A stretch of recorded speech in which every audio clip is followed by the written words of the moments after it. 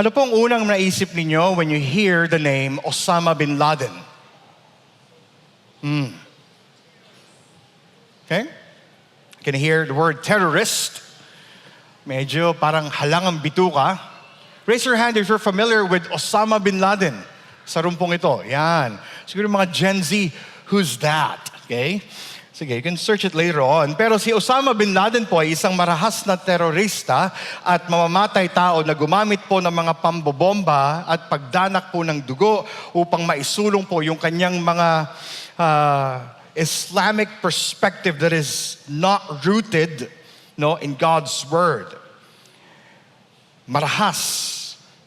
And oftentimes, it has killed many people. Matapos niya pong itatag ang organisasyong Al-Qaeda, nagplano po siya ng serye ng mga pag-atake sa mga maraming bansa na pumatay po sa mga libo-libong mga kalalakihan, mga kababaihan, mga kabataan na they're just doing po yung ordinary things nila on a weekly day. Inakala po ni Osama bin Laden na siya ay above the law. Ibig sabihin, maaari niya pong gawin ang anumang bagay para sa kanyang sariling kapakanan at ikakalaganap ng Al-Qaeda. At marami pong nagsasabi, kailan kaya hihinto itong teroristang ito? And you may heard September 11, 2001, nang tinangka ng Al-Qaeda na pabagsakin ng Amerika nang inatak po nilang World Trade Center. A suicide attempt. Kaya since then, hinanting po si Bin Laden together with the Al-Qaeda terrorist group. Kaya noong August 2010, tinukoy po ng US intelligence ang kinaroroonan ni Bin Laden, and May 2011, mula po sa utos ni President Obama, isang Special Operations Unit ang isinagawa sa compound ng Northern Pakistan at doon nila nakita at pinatay on the spot si Bin Laden. Ang nag-aakalang above the law ay tuluyang na-condemn sa kamay ng mga kinaukulan. Mga kapatid, mayroon pong isang hari sa Israel na nag-aakalang siya'y above the law or hawak niya yung beat. Siya ay si King Ahab.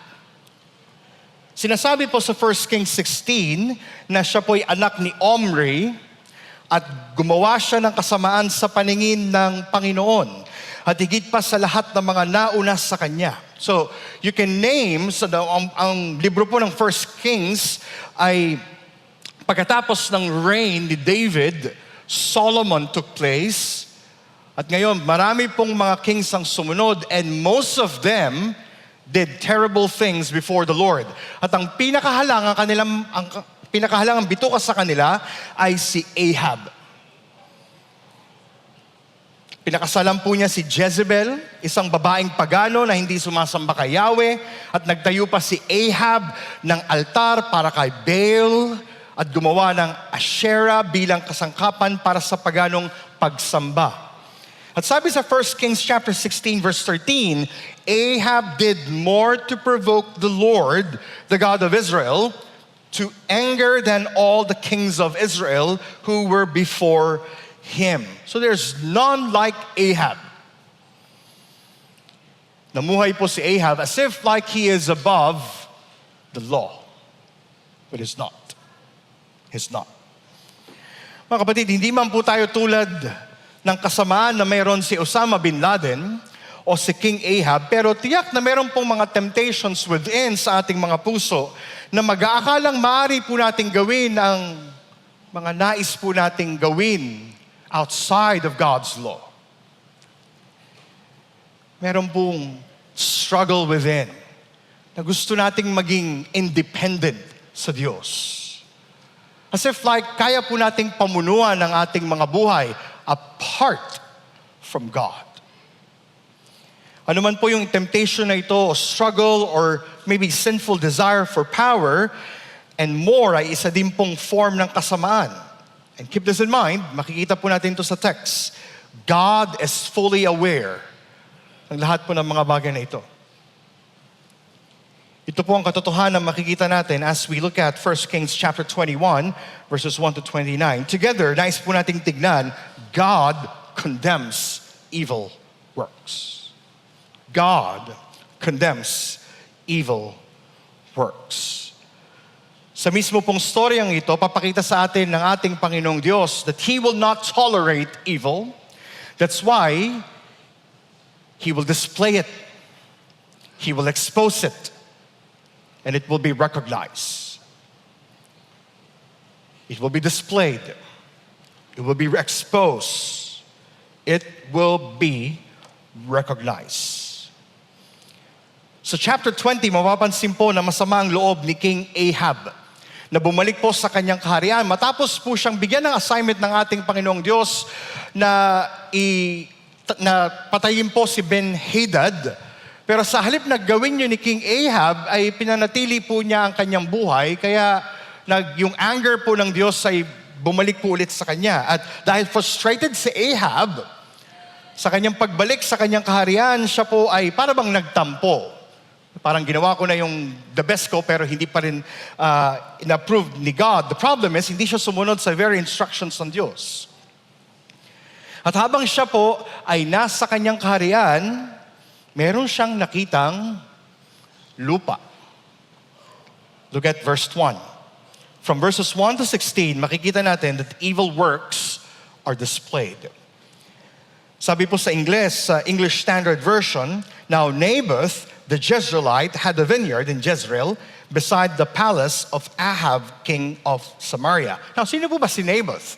Siya po isang kagalang-galang na lalaki na naninirahan po sa Jezreel. Siya po ay matiwasay na namumuhay sa kanya pong ubasan, vineyard.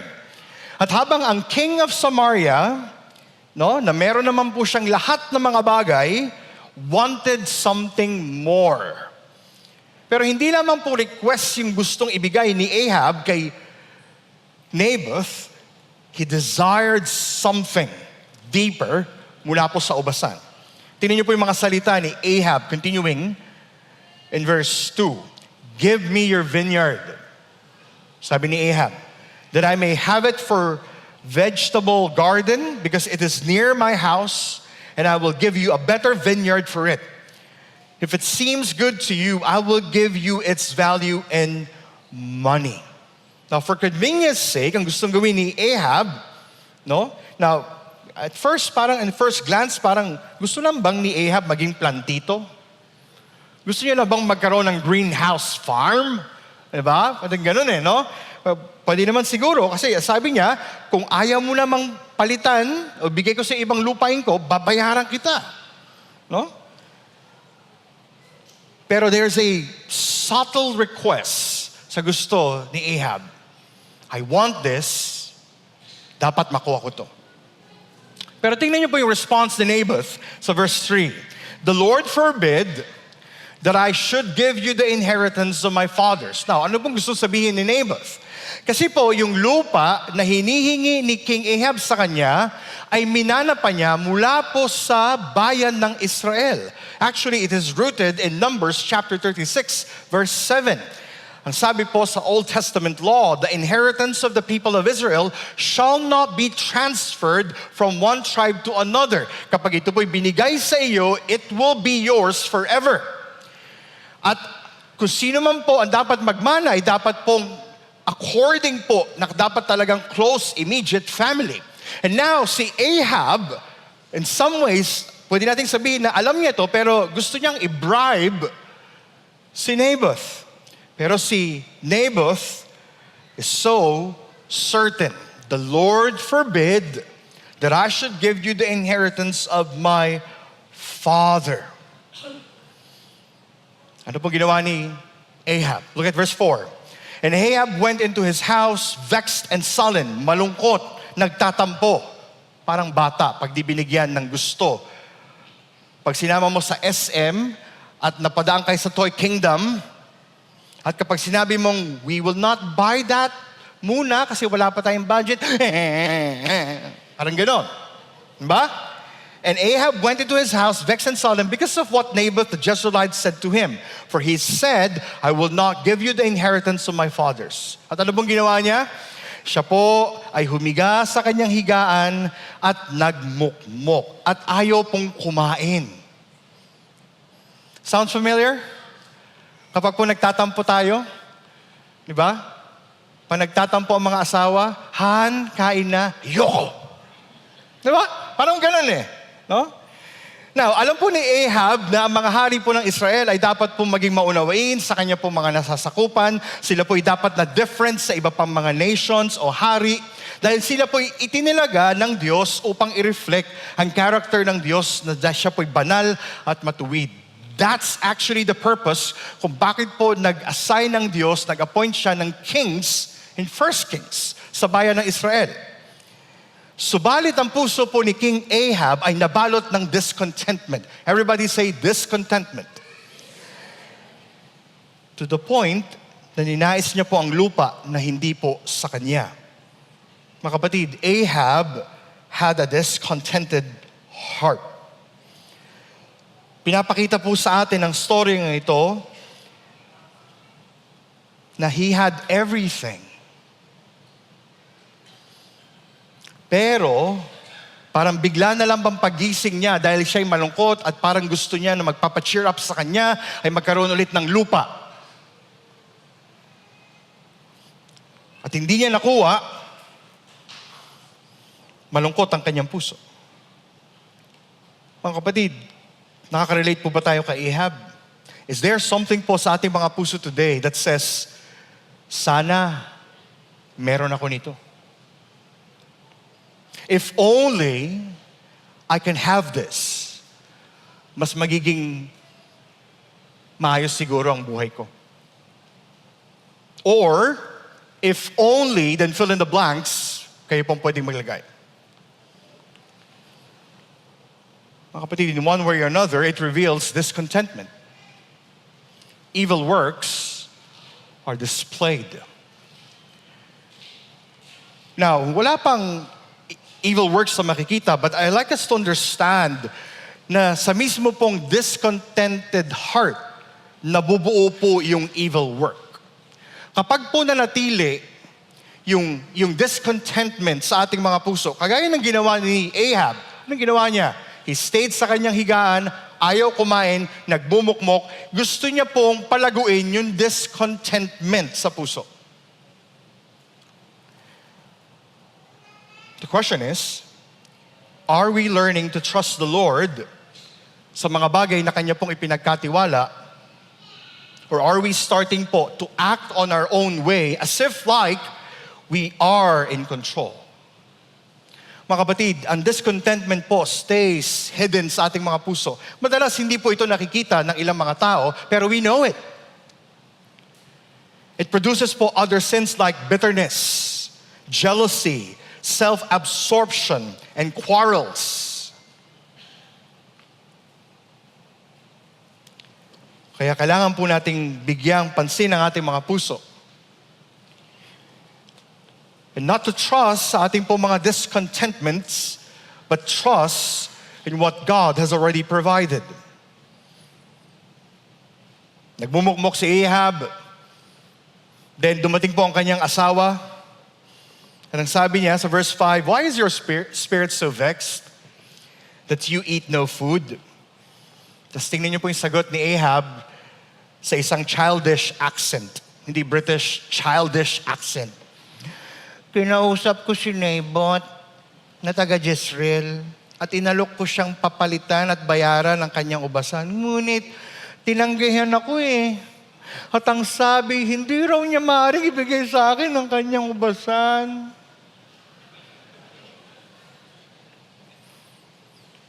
Mga magulang, nare-recognize niyo po ba yung ganong sound? O minsan kapag meron na tayong na-add to cart pero gusto mo nang i-check out? Childish act ang meron si Ahab. And most of the time, kapag hindi po tayo careful, a discontentment heart can lead us sa pagkakaroon po ng isang childish, not childlike, childish heart. At tingnan niyo po ang ginawa ni Jezebel, ang kanya pong asawa. Hindi mo ba alam na ikaw na naghahari sa Israel? Arise and eat bread and let your heart be cheerful. I will give you the vineyard of Naboth the Jezreelite. Wow! Sino pong hari? Si Ahab. Si Jezebel ay queen. Now, sino yung gusto ngayong gumawa ng aksyon sa storya? Si Jezebel. Now, kailangan po nating tignan, backtrack a little bit sa 1 Kings, kasi si Jezebel sa chapter 16, kagaya na sabi ko po sa inyo kanina, ay hindi po mananampalataya. She is not a follower of Yahweh. Siya po ay daughter ni Ethbal, king of the Sidonians, na nag-serve po sa mga Baal and worship them. Now, yung Baal po, sila po yung mga gods ng mga Canaanites. Ito sila yung mga fertility gods. So sila yung mga binibigyan ng sacrifice ng mga pagano so that they may have what? Good harvest. At si Jezebel, ang siya din pong nag-udyok kay Ahab to turn away from the Lord. Malaki po yung impluensya ng isang paganong asawa. At ang kanya pong first record of action ay makikita sa chapter 18 kung saan pinugutan niya po ng ulo ang mga propeta ng Diyos. Matindi. Kaya parang in some sense, nung nakita niya si Ahab na para bang walang magawa, wait, hindi mo kaya? Akong gagawa. Gustong sabihin din ni Jezebel kay Naboth, hindi mo ba natatandaan that we are above the law? Kaya natin gawin ang lahat ng pupwede because we have the authority. Mga kapatid, evil works are displayed. Then from verses 8 to 14, si Jezebel ay nag-set up po ng isang sitwasyon para si Naboth ay magkaroon ng public condemnation. According po sa Old Testament law, kapag po napatunayan ng isang citizen ng Israel, curse God, ay right then, mismo po sa city, ay pwede po siyang batuhin, stone to death. Sinasabi ng Bible na si Jezebel ay gumamit po ng mga worthless men. Sa Tagalog, matatandang tao.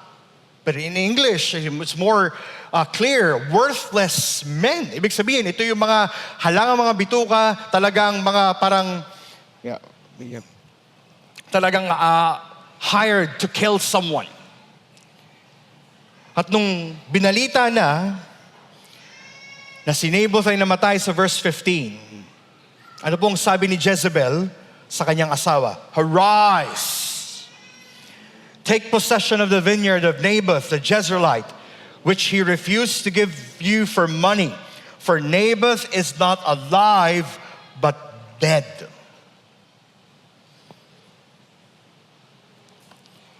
So yung nagmumukmok sa kaharian, ayaw kumain. Nang narinig niya yung mismong mga bagay na ito, verse 16, agad po siyang tumayo at kinamkam ang mismong ubasan ni Naboth. Bakit? Wala nang balakid sa kanyang nais. Pero na-notice niyo po yung actions ni Ahab. Para bagang suddenly, bigla po siyang nagkaroon ng energy at pinuntahan agad ang vineyard sa Jezreel. At walang kaamor-amor na yes, pwede na siya magkaroon ng isang vegetation farm, pero meron pong namatay na nagmamayari. Such cruelty. Walang compassion, walang guilt si Ahab, kahit si Jezebel. Mga kapatid, Ahab's heart was wrapped with evil callousness. Ano pong gustong patunayan dito ni Jezebel at ni Ahab? They are above the law. Ibig sabihin, maaari nating gawin ang pwede nating gawin.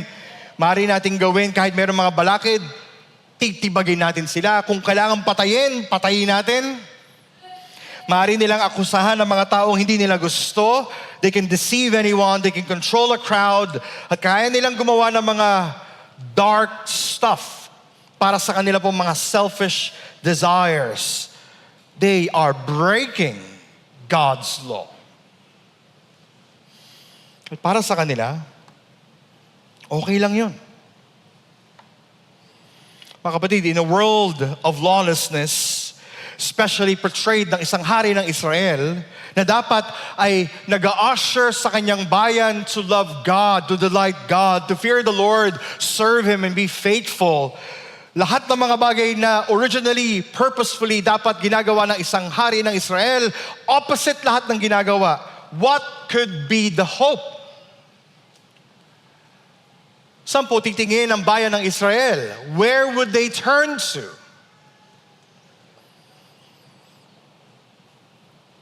So mga pagkakataong kapag nanonood kayo ng Senate hearing, sino ba mapagkakatiwalaan sa mga ito? Where will you find refuge?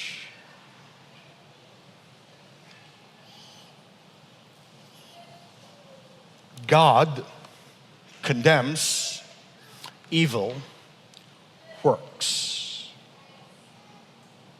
Kasi hindi po ito papalagpasin ng Diyos. Look at verse 17. Starting at verse 17, evil works will be exposed. After ng ginawang murder, karahasan ni Jezebel at Ahab, na dapat actually si Ahab, nirebuke niya yung kanyang asawa in the first place, rejoice greatly sa ginawang darkness ng kanyang asawa. Nabatid po ito ng Diyos.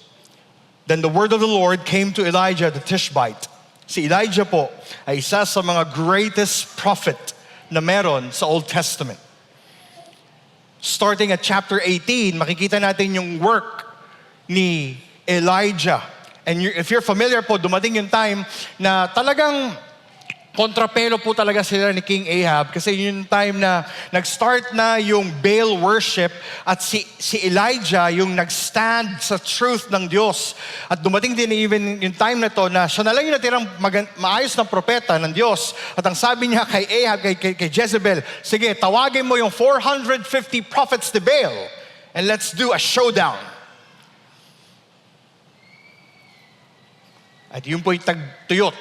At ang sabi niya, let's offer something here. At kung sino magbibigay ng apoy, then dapat siyang sambahin natin.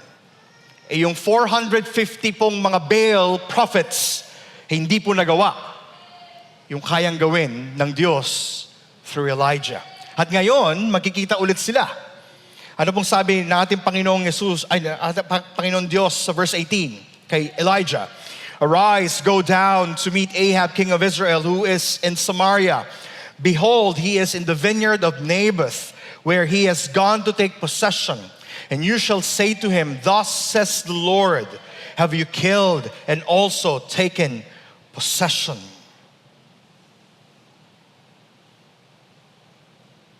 Hindi po papalagpasin ng Diyos ang namang evil works.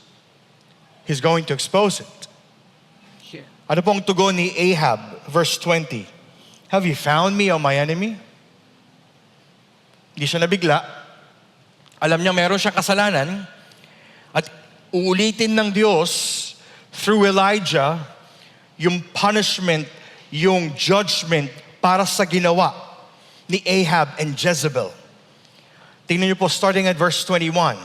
I will bring disaster upon you.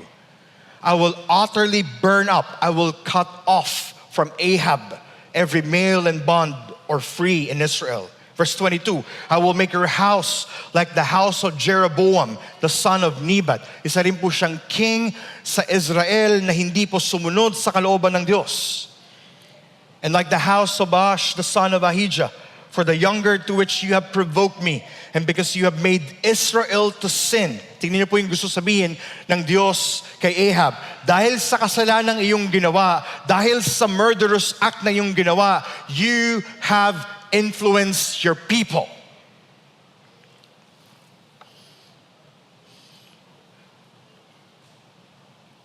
God is exposing evil works. Then in verse 25 is a summary kung ano po ang buhay na meron si King Ahab. There was none who sold himself to do what was evil in the sight of the Lord like Ahab, whom Jezebel his wife incited, nagsulsul. He acted very admonibly in going after idols whom the Lord casts out before the people of Israel. You know, sa unang basa po, kapag titignan natin itong storya ni Ahab, talagang madali pong sabihin, ay talaga namang that person does not deserve any mercy or grace. Hindi po ba? Yung para bang nanonood kayo ng Soko, yung talagang mga investigative na mga documentaries na talagang parang wala sa Diyos ang gagawa ng mga ganyang mga krimen. At ang kailangan sa kanila ay mamatay. No, that's a normal response. No? But the next question po na gusto nating sigurong tignan, kung ine-expose ng Diyos yung mismong kasalanan ni Ahab, the next question is, do you recognize po ba yung ating mga sariling kasalanan? Madali kasing sabihin na hindi naman ako katulad ni Ahab. Mabuti naman akong tao.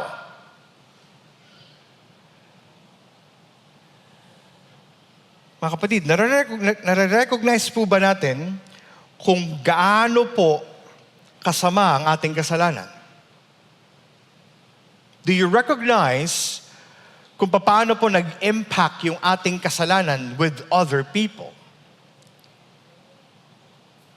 Nare-recognize po ba natin how our own sinfulness stumbled, hurt, bullied, and wrongly offended others?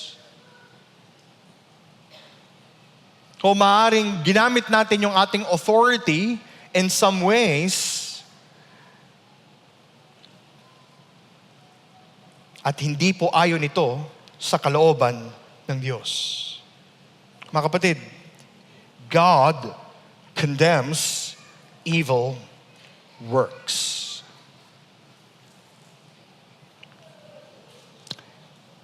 Sa storya pong ito, makikita natin that God condemns sin. At the same way, may gagawin ng Diyos sa verses 27 to 29 that will be a big surprise. Para kay King Ahab sa kanyang ginawang mga karumal-dumal na mga krimen na ito, dapat siyang mamatay. But look at verse 27. After niya pong marinig yung mga parating na judgment dahil sa ginawa ni Ahab at ni Jezebel, evil works are recognized. And when Ahab heard those words, ano pong ginawa ni Ahab? Sa halip na magmukmok, bumalik sa kanyang kaharian, he pinunit niya ang kanya pong mga damit, and put sackcloth on his flesh, and fasted, and lay in sackcloth, and went about dejectedly. A big surprise sa 1 Kings 21. Bakit siya big surprise?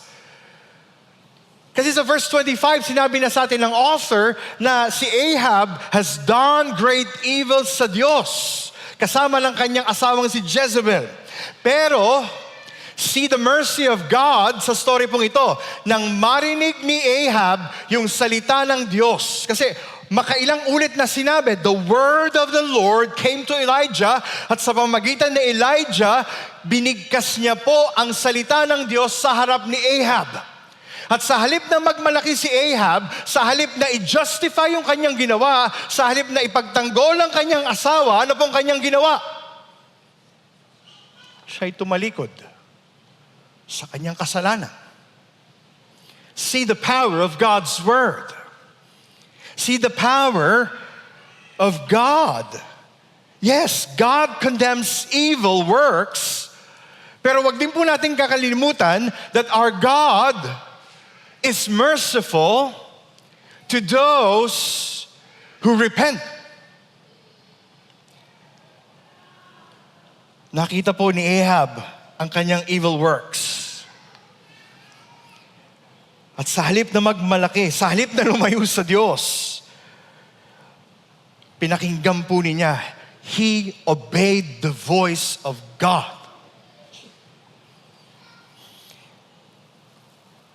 At tingnan niyo po yung sabing gusto sabihin sa verse 28. And the word of the Lord came to Elijah the Tishbite, saying, have you seen how Ahab has humbled himself before me? Because he has humbled himself before me, I will not bring the disaster in his days, but in his own son's days, I will bring the disaster upon his house.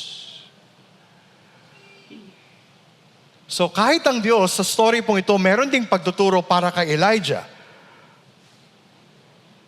Kasi si Elijah, perhaps meron po siyang temptation na po pwede na lamang, sige Lord, lahat itong mga judgment mong ito, ibigay mo na lahat kay Ahab. Diba? Para madali na yung kanyang job. Pero ang Diyos, anong sabi sa verse 29? Nakita mo ba kung anong nangyari kay Ahab? He has humbled himself. At dahil nagpakumbaba ang haring nagkasala, ano pong sabi ng Diyos? I will not bring disaster in his days. Now, sa chapter 22, mamamatay po si King Ahab. But not at this very moment in chapter 21. Bakit?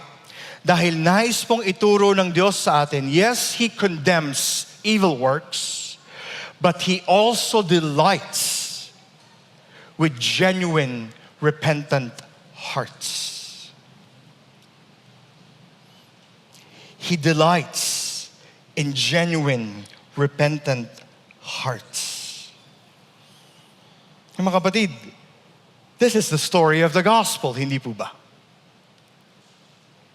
This is the story of the gospel. The only way na po pwede pong i-withhold ng Diyos yung kanyang disaster kay Ahab and to anyone else sa buong room pong ito is because Christ on the cross, ano pong kanyang ginawa? Yung mismong dapat na judgment na dapat po ay para sa atin,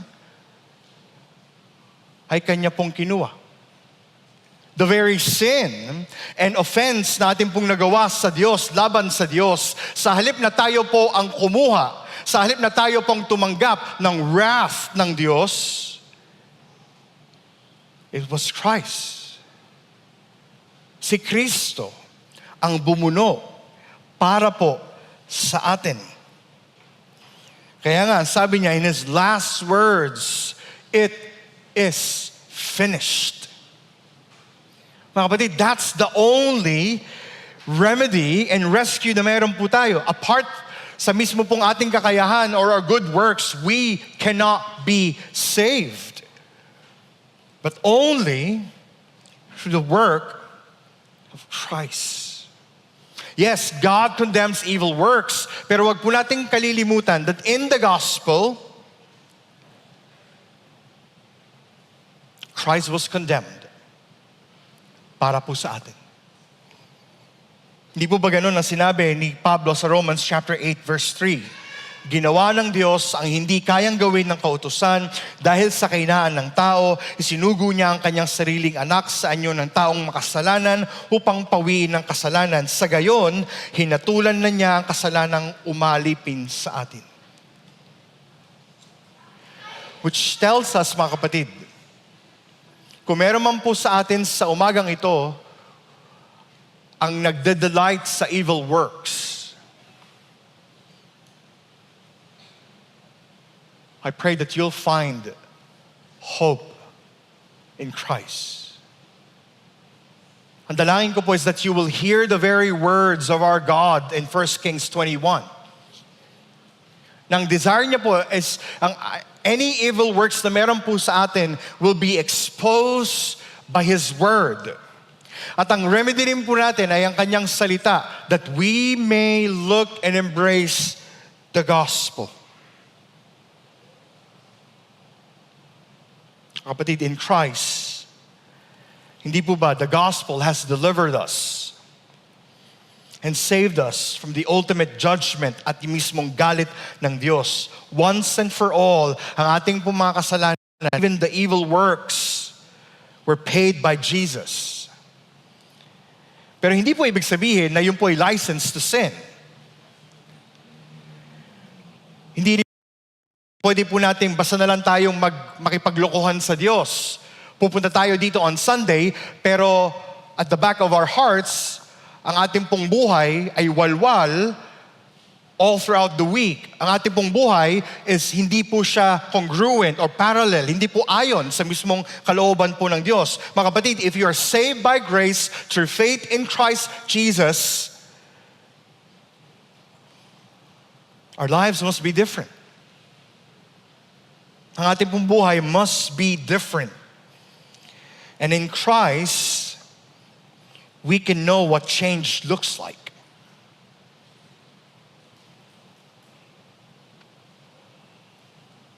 And maybe you're not yet a believer sa loob po ng room na ito. God condemns evil works. You will be punished. That's for sure. Hindi po ninyo po pwedeng sabihin sa Diyos, ay hindi, sa palagay ko, mas masama naman yung kapitbahay ko kaysa sa akin, di ba? Hindi po obra yun. You will be condemned. Pero ang good news of the gospel, sabi rin sa Romans chapter 8 verse 1, is that to those who are in Christ, you are not anymore condemned. Ibig sabihin, kung kayo po'y wala pa kay Kristo, yes, you will be condemned, but there's good news in the gospel. So you run to Jesus. You run to Him. Because condemnation was given to Jesus. At sa lahat ng lalapit kay Kristo, lahat katulad ni King Ahab na magkakaroon ng isang genuine repentance at pananampalataya sa Diyos na siyang tumawag sa atin at lumikha, will be saved. Will be saved. At maring we can ask, so paano po natin ito gagawin sa loob ng iglesia? Now, bilang pong isang church, I hope nakikita po natin yung importance na we cannot tolerate evil works. We cannot tolerate evil works. Bilang isang local church, we must fear the Lord, serve Him, and obey His voice.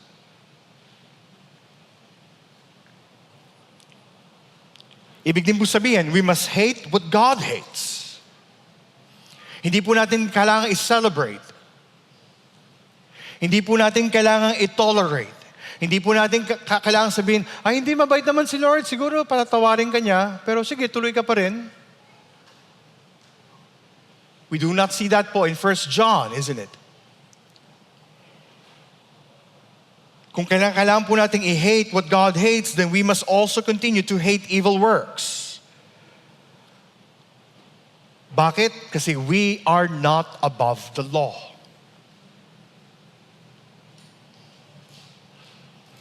Which also leads me to say, we must take seriously ang ating pong paglakad kay Kristo. Kung sa umaga pong ito, you say that you are a Christian, pero you delight and you enjoy in evil works. Ang panalangin ko po is that you may have repentance and faith. Ang panalangin ko po is hindi po kayo patulugin ng Diyos sa araw pong ito, so that you'll see how God hates your sin. At ang dalangin ko rin po is that God will send you rescue. Kapatid, our God is merciful, He's gracious. That's why we can come to Him. That's why pwede rin po nating sabihin na kung ako'y na kay Kristo, hindi ko kailangang itago ang anumang kasalanan na meron ako. Hindi ko kailangang i-justify ang mga pagkakamali na aking ginagawa na labag sa kalooban ng Diyos. I can come to Him, confess, repent, and believe sa Kanya. Mga kapatid, kung ang mercy ng Diyos is available kay King Ahab, this is also available para po sa atin in Christ. And you think about it, as we build a healthy church sa Pampanga, this can only be possible if we are taking seriously po our walk with Him. So yes, God condemns evil works.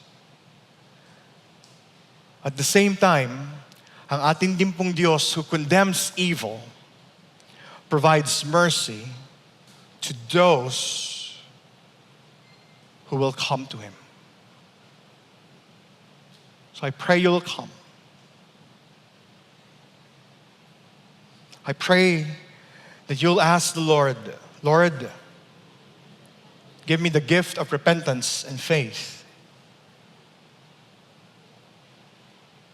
to obey your voice, to fear you, and serve you. And with that, we give thanks. Let's pray. Panginoon, marami pong salamat sa iyo. Salamat sa mga katotohanan na amin pong nakita sa 1 Kings 21.